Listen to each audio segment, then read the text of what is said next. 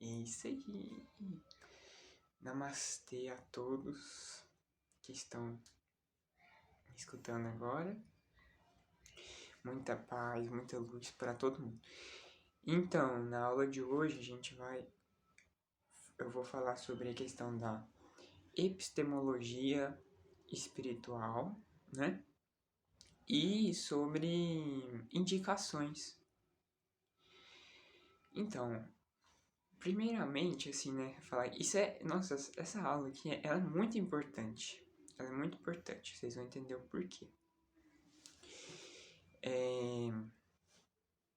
O que seria a epistemologia? A epistemologia seria uma parte da filosofia que é como se fosse a filosofia da ciência, entende? A filosofia que busca a verdade.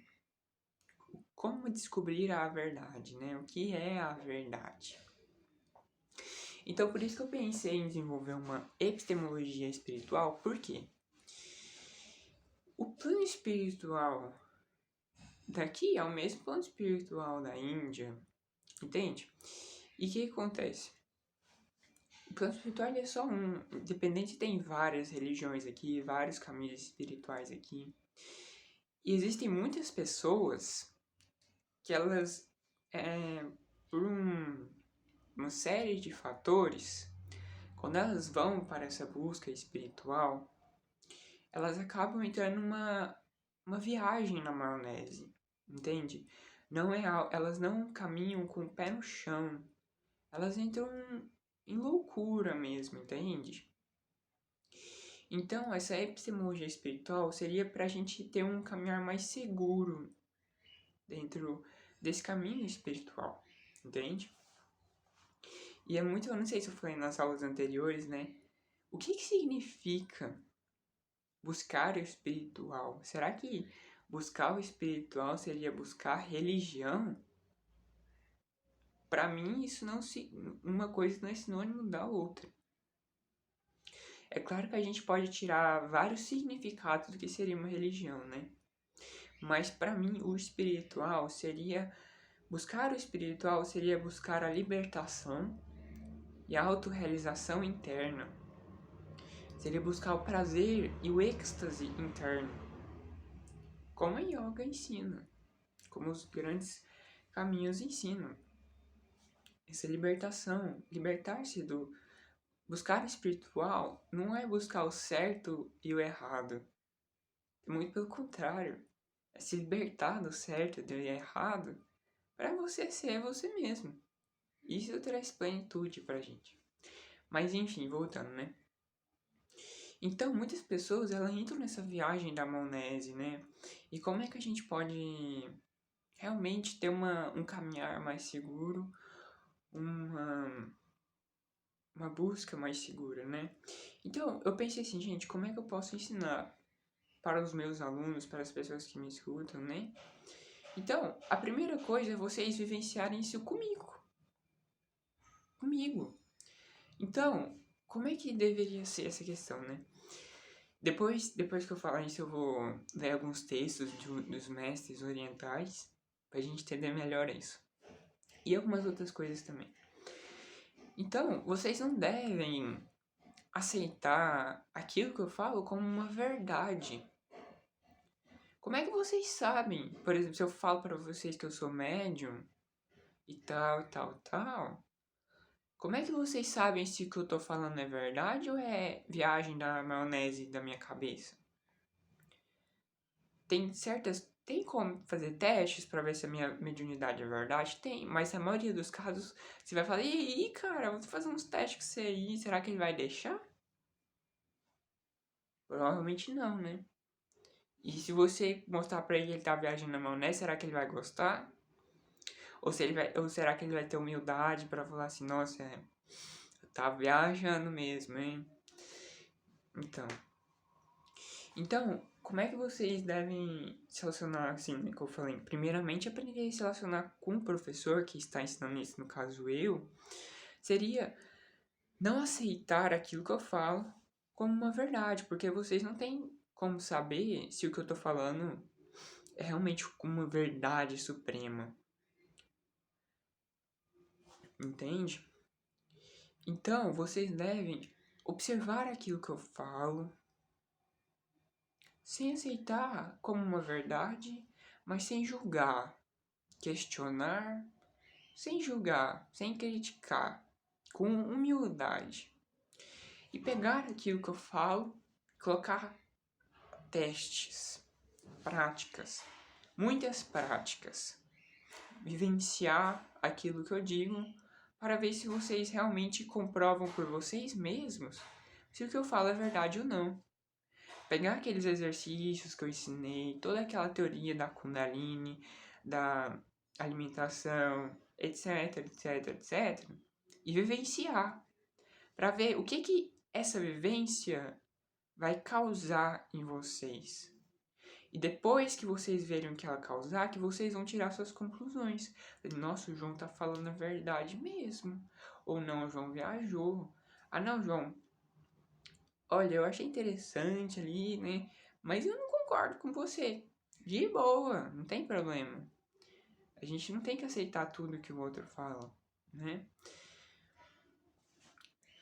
Então é isso, vocês pegarem aquilo que eu falo e testarem. Mas não é testar uma semana, né? É testar várias e várias vezes, como os cientistas, como as ciências. E o erro é igual ao acerto, né? A gente não pode. Ah, eu errei, eu fiz errado. A gente tem que ter uma humildade também, né? Pra perceber que às vezes, por exemplo, eu falo algo. Só que aí a pessoa nem vivenciou direito, sabe? Ou tá meio vagabundeando, assim. E não testa, como é que você quer saber se o que o outro se o professor tá falando é verdade ou ilusão se você não testa? Então é importante que teste, pratique, vivencie, para comprovar se o que eu tô falando é verdade ou mentira, ou ilusão. Então, e questione-me, sabe? Eu não tô aqui para ser concordado, eu gosto muito de questionamentos para mim, ok? E é isso. Essa é a primeira parte. Vou ler um texto. Primeiramente, eu vou falar de um texto de um espírito chamado Carl Jung. Na verdade, eu vou falar dois textos desse Carl Jung. Uma história do mestre chamado Shang Li, um Koan Zen e um ensinamento de um mestre yogi chamado Shankara. Sobre esse assunto que eu tô falando. Pra gente compreender melhor essa questão, né? Então, o mestre Carl Jung, ele tem um texto, eu já falei nas aulas anteriores, que ele fala assim, ó. O verdadeiro Kung Fu e Tai Chi não podem ser ensinados.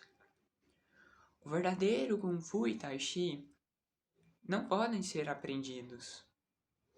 O verdadeiro Kung Fu e Tai Chi não podem ser praticados.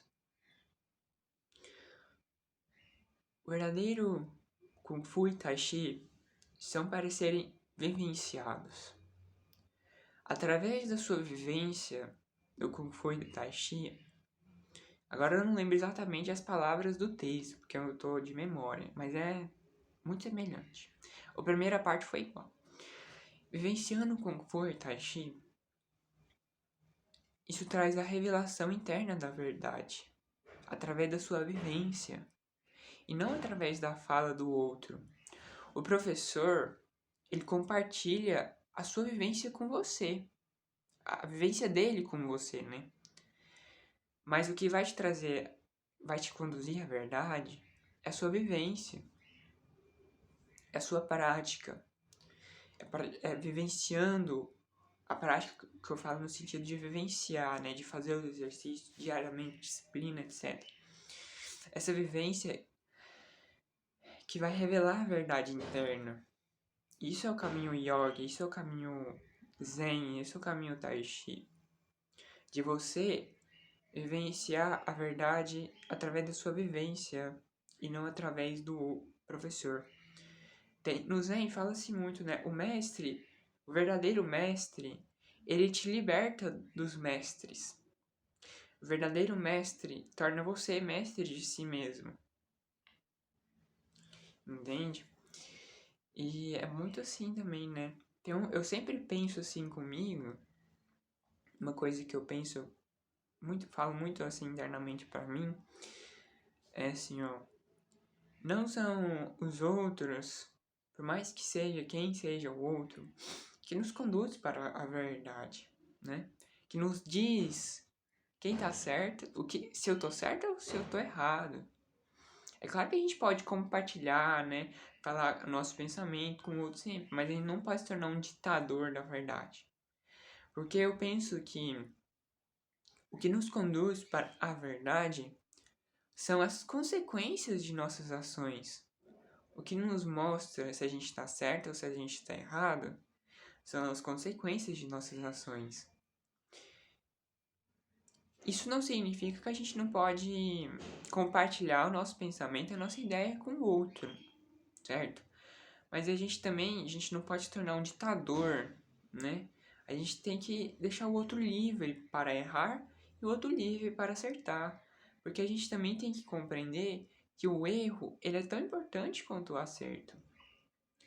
O taoísmo ensina que você aprender na luz e você aprender nas trevas, não há diferença. Você aprender errando e você aprender acertando, não há diferença. Então, você não precisa se tornar um ditador da verdade. Basta apenas que você compartilhe o seu pensamento, você compartilhe a sua ideia, como eu estou fazendo com vocês, e que a vivência do outro traga a verdade para ele. Porque isso é inevitável para todos nós. A gente tem que compreender isso, né? Então,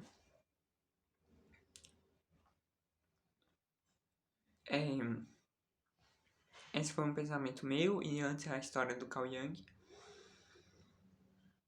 Eu vou contar uma história de um espírito chamado Shang Li. Todos esses espíritos, como eu sou muito ligado ao professor Laércio, já fiz o que ele faço, né? Já fiz muitos cursos com o professor Laércio. Esses espíritos estão ligados ao Wusan-Tao, né? Que é o caminho do guerreiro espiritual, caminho do Tai Chi, caminho do Yoga. E aí, consequentemente, eu também sou ligado a esses espíritos, por estar ligado a esses lugares. E aí, o professor Laércio conta uma história do mestre Shang Li. O mestre Carl Jung, até onde eu sei, ele foi um mestre Tai Chi, assim, mais ligado ao Kung Fu de Wutang, creio eu.